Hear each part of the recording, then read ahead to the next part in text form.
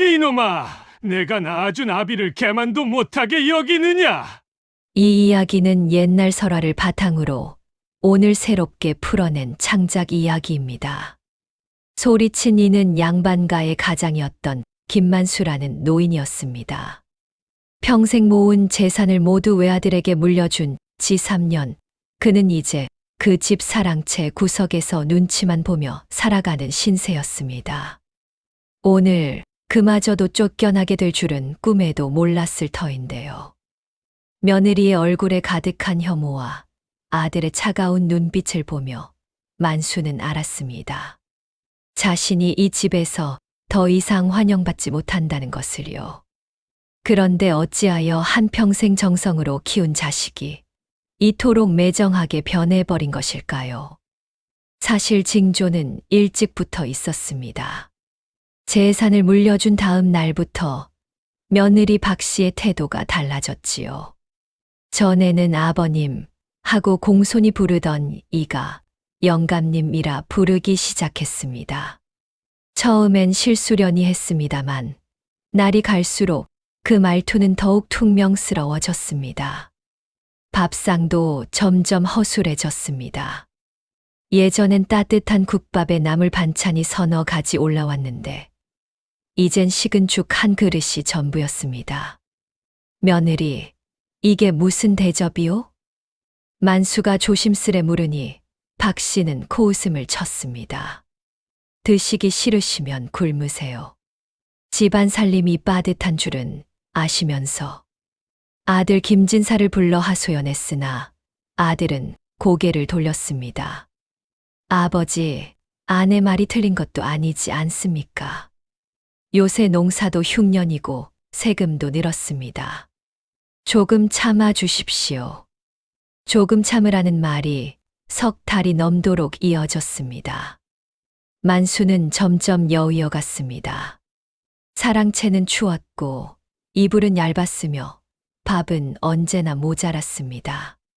그러던 어느 날 저녁 만수는 안채에서 들려오는 웃음소리를 들었습니다. 고기 굽는 냄새가 바람에 실려왔습니다. 배가 고팠던 만수는 슬그머니 안채 쪽으로 걸어갔습니다. 창문 너머로 본 광경에 만수는 그만 주저앉고 말았습니다. 아들 내외가 상다리가 휘어지게 차린 밥상 앞에 앉아 고기를 뜯으며 웃고 있었던 것입니다. 술잔까지 기울이며 즐거운 시간을 보내고 있었습니다.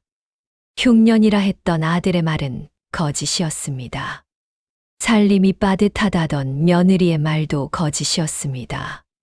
단지 늙은 아비에게 줄 것이 아까웠을 뿐이었습니다. 만수는 그날 밤 한숨도 자지 못했습니다. 가슴이 무너져 내리는 것 같았습니다. 자식을 위해 평생을 바쳤는데 이것이 그 대가란 말입니까? 재산만 물려받으면 부모는 필요 없다는 것입니까? 다음 날 아침 만수는 용기를 내어 아들에게 말했습니다. 진사야, 내가 너를 어찌 길렀는지 기억하느냐? 내가 글 읽을 때 등불을 밝혀주고, 과거 볼 때 노자를 마련해주고, 장가갈 때 혼수를 장만해준 이가 누구더냐? 알고 있습니다, 아버지. 그런데 어찌 이리 박대하느냐? 내가 이 집의 짐이 되는 것이냐? 아들은 한참을 말이 없다가 입을 열었습니다. 아버지, 솔직히 말씀드리겠습니다. 아버지께서 계시면 제 처가 편치 않아 합니다. 아무래도 다른 곳에 거처를 마련하시는 게 어떻겠습니까?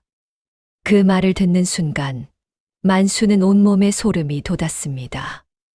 며느리가 아니라 아들 스스로가 자신을 내쫓으려 한다는 것을 깨달았기 때문입니다. 내 이놈, 내가 너를 잘못 키웠구나. 만수가 소리쳤으나 아들은 이미 등을 돌린 뒤였습니다.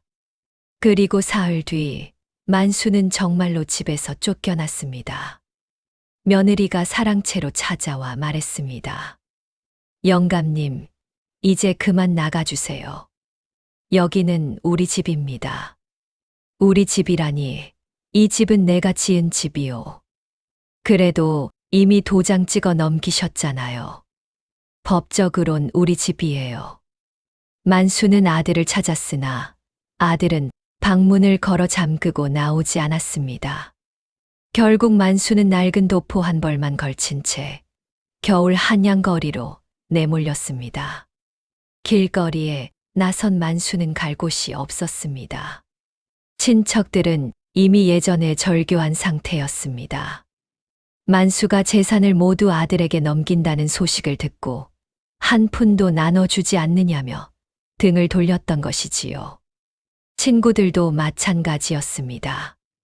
노년에 재산을 잃은 양반은 더 이상 친구가 아니었습니다. 만수는 그제야 깨달았습니다. 세상에서 자신을 지켜주는 것은 혈연도, 우정도 아닌 오직 재물뿐이었다는 것을요. 그날 밤 만수는 남대문 근처 처마 밑에서 잠을 청했습니다. 추위에 떨며 눈을 감았다 뜨기를 반복했습니다.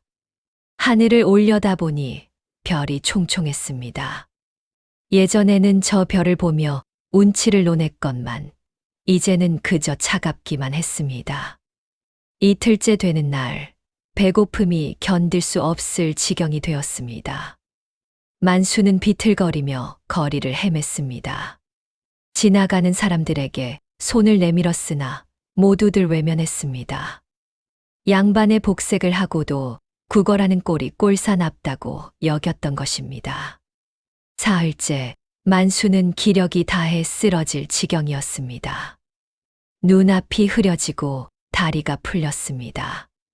종로 거리 한복판에서 그만 주저앉고 말았습니다. 사람들은 쓰러진 노인을 피해 지나갔습니다. 아무도 거들떠보지 않았습니다. 아, 이렇게 죽는구나. 만수는 눈을 감았습니다. 더 이상 버틸 힘이 없었습니다. 그런데 그때 무언가 눈에 들어왔습니다. 자신의 손 바로 앞 땅바닥에 은빛으로 빛나는 것이 있었습니다. 만수는 간신히 손을 뻗어 그것을 집어들었습니다. 은자 한 양이었습니다. 누군가 떨어뜨린 것이 분명했습니다. 만수의 손이 떨렸습니다. 이 돈으로 밥을 먹을 수 있었습니다. 만수는 벌떡 일어났습니다. 기력이 다했다고 생각했는데 희망이 보이자 힘이 솟았습니다. 가까운 떡집으로 달려갔습니다. 떡을 사달라고 했더니 주인이 의심스러운 눈초리로 바라봤습니다. 영감님, 이 돈 어디서 났소? 길에서 주웠소. 그게 무슨 상관이오? 빨리 떡이나 주시오. 주인은 못마땅해 하면서도 떡을 내어주었습니다. 만수는 그 자리에서 떡을 개걸스레 먹었습니다. 달고 따뜻하고 부드러웠습니다. 살아난다는 느낌이 온몸에 퍼졌습니다. 떡을 다 먹고 나니 조금 정신이 들었습니다. 은자는 아직 반냥가량 남아 있었습니다. 만수는 생각했습니다. 이 돈을 어떻게 써야 할까? 또 떡을 사 먹고 다시 굶어 죽을 것인가? 아니면 다른 방법을 찾을 것인가? 만수는 결심했습니다. 이 돈으로 일을 시작하기로요. 남대문 시장 근처에는 짐꾼들이 모이는 곳이 있었습니다. 만수는 그곳으로 갔습니다. 허름한 도포를 벗어 팔고 남은 돈으로 짐을 나를 수 있는 지게와 낡은 옷을 샀습니다. 양반의 자존심을 버리기로 한 것입니다.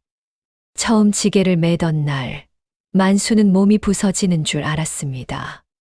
평생 글만 읽고 살았던 몸에 무거운 짐은 고문과 다름없었습니다. 허리는 휘고 어깨는 짓눌렸으며 다리는 후들거렸습니다. 하지만 멈출 수 없었습니다. 멈추면 다시 굶주림 뿐이었으니까요. 첫날 품삯은 석푼이었습니다. 만수는 그 돈으로 죽 한 그릇을 사 먹었습니다. 둘째 날도 셋째 날도 마찬가지였습니다. 조금씩, 아주 조금씩 살아가고 있었습니다. 그런데 이상한 일이 벌어졌습니다. 만수를 찾는 손님이 점점 늘어난 것입니다. 다른 짐꾼들은 짐을 대충 나르고 술 먹고 싸우기 일쑤였는데 만수는 달랐습니다. 비록 몸은 늙었지만 짐을 다루는 손길이 정성스러웠습니다. 물건을 깨뜨린 적도 없었고 약속 시간을 어긴 적도 없었습니다. 저 양반 늙었어도 믿음직하더라. 소문이 퍼지기 시작했습니다.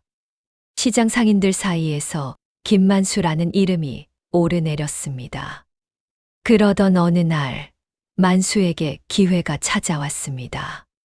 한양에서 가장 큰 상단인 대동상회의 관리인이 만수를 찾아온 것입니다. 김만수 영감이시오? 그렇소만 무슨 일이시오?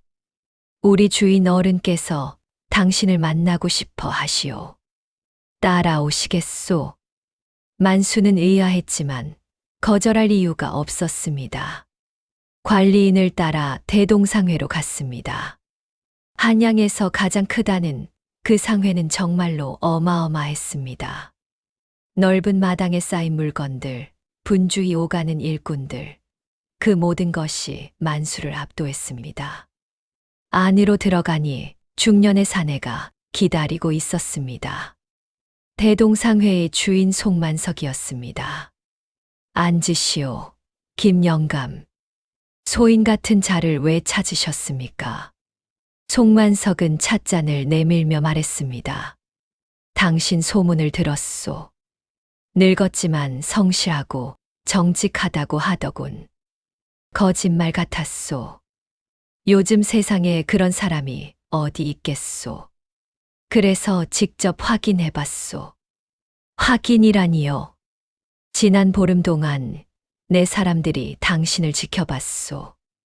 당신이 짐을 나르는 모습, 손님을 대하는 태도, 쉬는 시간에 하는 행동까지 모두요. 그 결과 소문이 사실이더군. 만수는 놀랐습니다. 자신이 감시를 받고 있었다는 사실도 몰랐던 것입니다. 송만석이 이어서 말했습니다. 김영감, 내게 와서 일하시오. 단순히 짐 나르는 일이 아니오. 내 창고를 관리하는 일을 맡겠소. 월급은 석량, 숙식은 제공하겠소. 석량이라니 만수는 귀를 의심했습니다. 짐꾼으로 한 달 벌어봤자 한 냥도 안 되는데 석량이라니요. 하지만 동시에 의심도 들었습니다. 소인은 글이나 읽던 양반이었을 뿐 장사는 모릅니다. 어찌 그런 중책을 맡길 수 있습니까? 장사는 내가 하는 것이요. 당신은 물건을 관리하고 사람을 감독하면 돼요. 그리고 무엇보다 송만석이 눈을 빛냈습니다. 정직한 사람이 필요했소. 창고지기는 얼마든지 물건을 빼돌릴 수 있소. 하지만 당신은 그러지 않을 것 같더군. 만수는 망설였습니다. 하지만 선택의 여지가 없었습니다. 이것은 하늘이 준 기회였습니다. 받들겠습니다.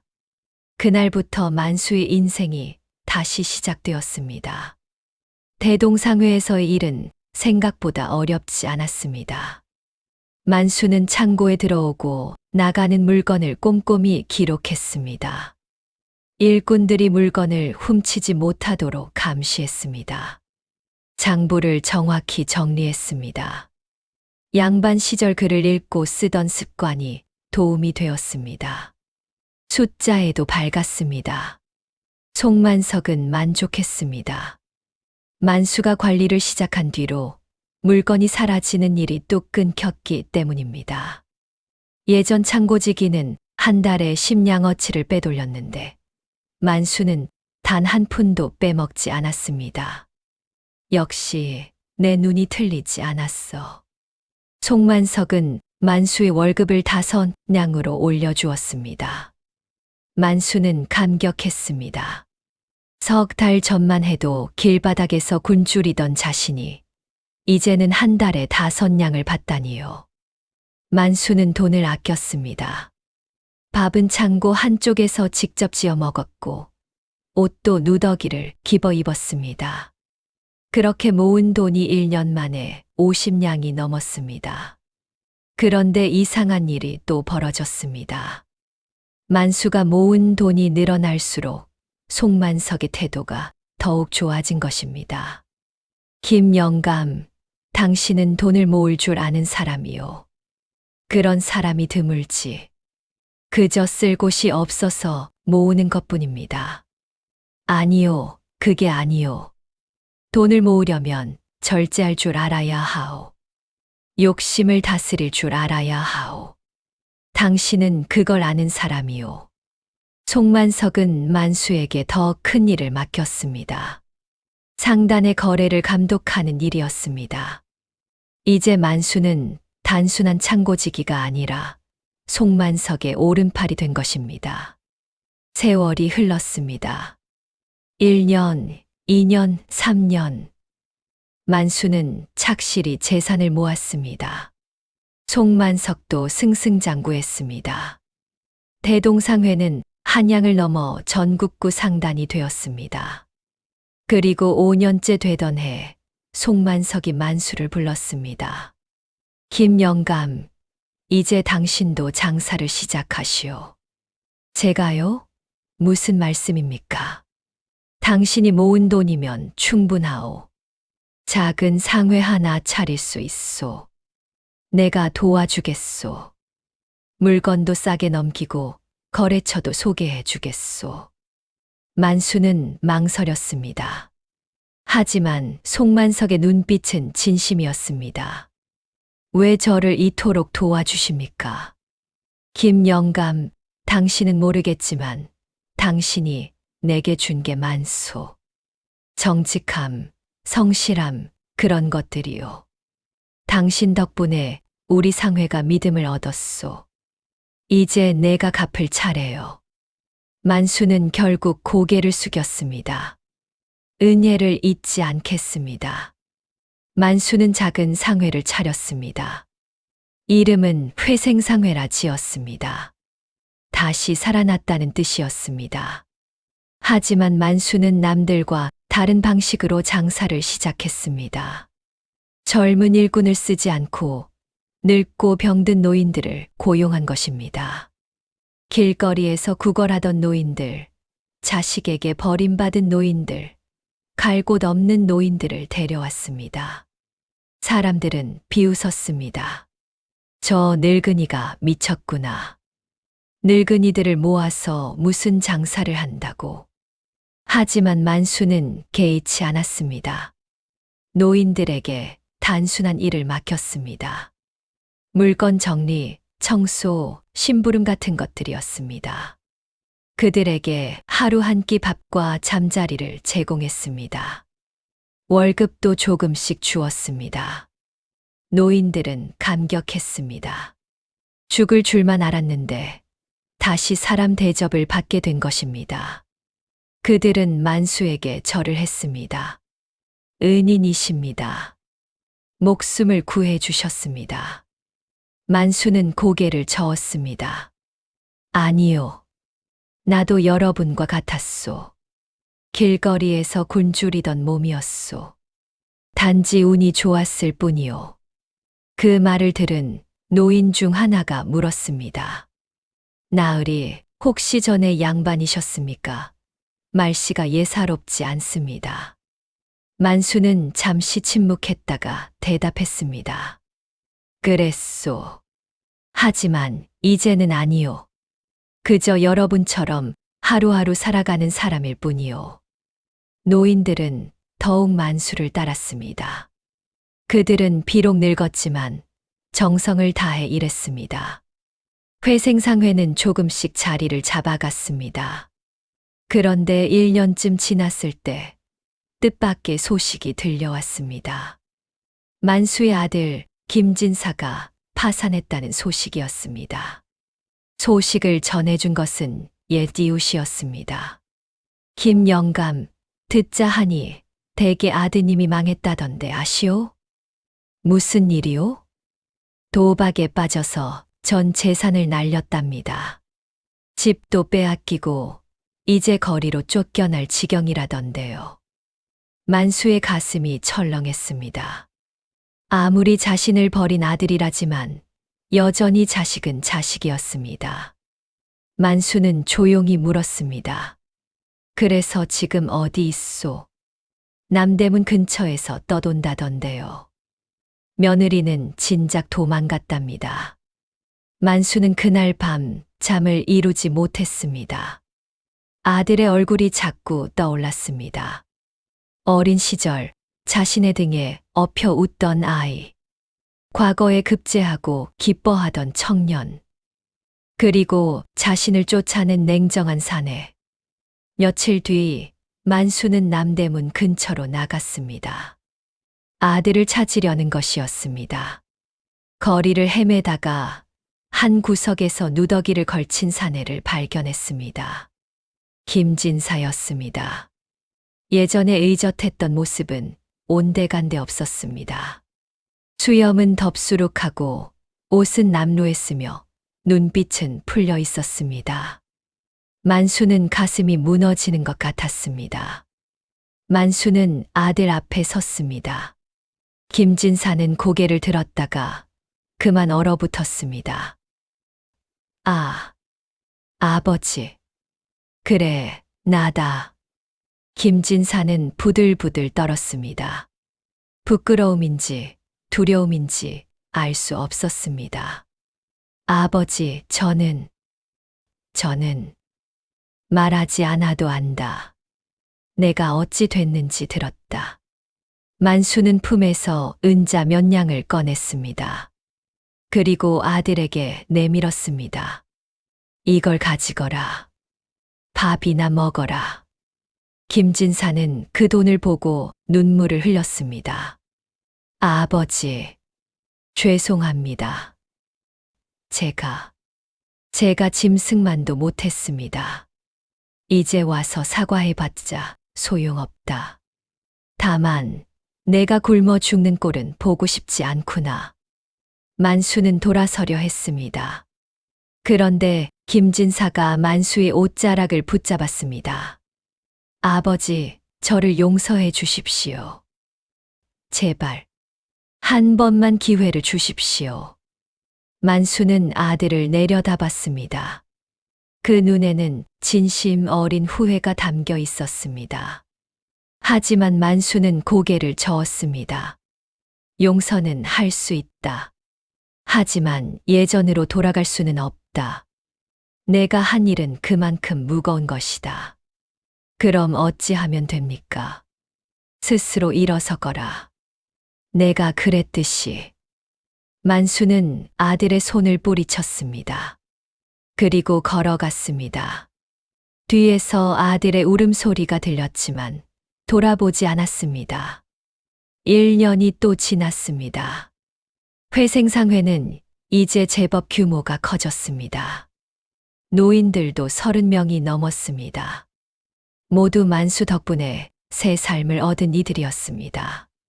그들은 만수를 아버지처럼 따랐습니다. 어느 날, 한 젊은 사내가 회생상회를 찾아왔습니다. 머리는 단정하며 깨끗한 옷을 입은 사내였습니다. 만수는 처음엔 누군지 몰랐습니다. 주인 어른, 저를 고용해 주십시오. 누구신지 먼저 밝히시오. 사내가 고개를 들었습니다. 김진사였습니다. 만수는 놀랐습니다. 1년 전 거리에서 만난 그 초라한 모습이 아니었습니다. 눈빛이 달랐습니다. 살아있는 눈이었습니다. 내가 어찌 된 일이냐? 아버지께서 주신 돈으로 밥을 먹었습니다. 그리고 생각했습니다. 이대로 죽을 수는 없다고. 아버지 말씀대로 스스로 일어서야 한다고. 김진사는 이어서 말했습니다. 저는 종로의 한 주막에서 일했습니다. 설거지부터 시작했습니다. 처음엔 손님들이 비웃었습니다. 양반이 설거지를 한다고요. 하지만 참았습니다. 1년 동안 성실히 일했고, 이제 조금 돈을 모았습니다. 만수는 아들을 바라봤습니다. 진심이 느껴졌습니다. 그래서 나를 찾아온 것이냐? 네, 아버지. 아버지께 배우고 싶습니다. 어떻게 다시 일어서는지, 어떻게 사람답게 사는지. 만수는 한참을 침묵했습니다. 그리고 천천히 입을 열었습니다. 너를 고용하지는 않겠다. 김진사의 얼굴이 일그러졌습니다. 하지만 함께 일할 수는 있다. 너도 이 노인들처럼 하루하루 품삯을 받아가며 일하거라. 그렇게 내 가치를 증명해 보여라. 김진사는 눈물을 흘리며 절을 했습니다. 감사합니다, 아버지. 그날부터 김진사는 회생상회에서 일했습니다. 다른 노인들과 똑같이 물건을 나르고 청소하고 심부름했습니다. 처음엔 힘들어 했지만 점점 익숙해졌습니다. 그리고 무엇보다 그는 변했습니다. 3년이 흘렀습니다. 회생상회는 이제 한양에서 손꼽히는 상회가 되었습니다. 만수는 100명이 넘는 노인들에게 일자리를 주었고 그들은 모두 새 삶을 얻었습니다. 사람들은 만수를 은자 영감이라 불렀습니다. 은자 한 양으로 시작해서 수많은 일을 살린 사람이라는 뜻이었습니다. 김진사는 이제 회생상회의 중요한 인물이 되었습니다. 만수를 도와 상회를 운영했고 노인들을 돌봤습니다. 아버지가 자신에게 베푼 것처럼 다른 이들에게 베풀기 시작했습니다. 어느 가을날 만수는 김진사를 불렀습니다. 진사야, 이제 나도 늙었다. 이 상회를 내게 맡기려 한다. 아버지, 아직 정정하십니다. 아니다. 내 시간이 얼마 남지 않았음을 안다. 그 전에 내게 할 말이 있다. 만수는 품에서 낡은 은자 하나를 꺼냈습니다. 반으로 갈라진 은자였습니다. 이것이 무엇인지 아느냐? 모르겠습니다, 아버지. 이것이 내가 길거리에서 주운 그 은자다. 반쪽은 처음 떡을 사 먹는 데 썼고, 나머지 반쪽은 지게를 사는 데 썼다. 그리고 이 작은 은자 하나가 나를 여기까지 이끌었다. 김진사는 숨을 죽였습니다. 만수가 이어서 말했습니다. 재산은 중요하다. 하지만 그보다 중요한 것은 포기하지 않는 마음이다. 내가 그날 길거리에서 죽었다면 이 모든 것은 없었을 것이다. 하지만 나는 포기하지 않았다. 은자 한 양으로 다시 시작했다. 가르침 명심하겠습니다, 아버지. 그리고 또 하나. 재물은 쌓는 것이 아니라 흐르게 하는 것이다. 내가 모은 돈을 나만 쓰지 않았기에 이 많은 노인들이 살아날 수 있었다. 내가 이 상회를 이어봤거든. 이것을 잊지 마라. 김진사는 눈물을 흘리며 고개를 숙였습니다. 예, 아버지. 평생 잊지 않겠습니다. 그로부터 한 달 뒤, 만수는 조용히 눈을 감았습니다. 회생상회의 모든 노인들이 그의 장례에 참석했습니다. 대동상회의 송만석도 왔습니다.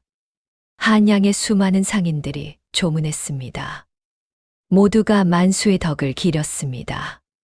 김진사는 아버지의 유언을 지켰습니다. 회생상회를 더욱 키웠고 더 많은 노인들에게 일자리를 주었습니다. 그리고 상회 입구에 작은 비석을 세웠습니다. 비석에는 이렇게 새겨졌습니다. 은자 한 양이 한 사람을 살렸고 한 사람이 100사람을 살렸다. 포기하지 않는 마음이야말로 진정한 재물이다. 세월이 흘러 회생상회의 이야기는 전설이 되었습니다. 길거리에서 굶주리던 노인이 은자 한 양으로 일어서서 수백 명을 살렸다는 이야기. 자식에게 버림받았지만 오히려 자식을 용서하고 다시 사람으로 만들었다는 이야기. 사람들은 이 이야기를 들으며 깨달았습니다. 인생은 한순간에 무너질 수 있지만 또한 한순간에 다시 일어설 수도 있다는 것을요. 중요한 것은 재산이 아니라 포기하지 않는 마음이라는 것을요. 그리고 그 마음이야말로 어떤 재물보다 귀한 것이라는 것을요. 훗날 어떤 이가 물었습니다. 김만수 영감이 길거리에서 주우는 자는 정말 우연이었을까요? 그 질문에 대동상회 늙은 종업원이 대답했습니다.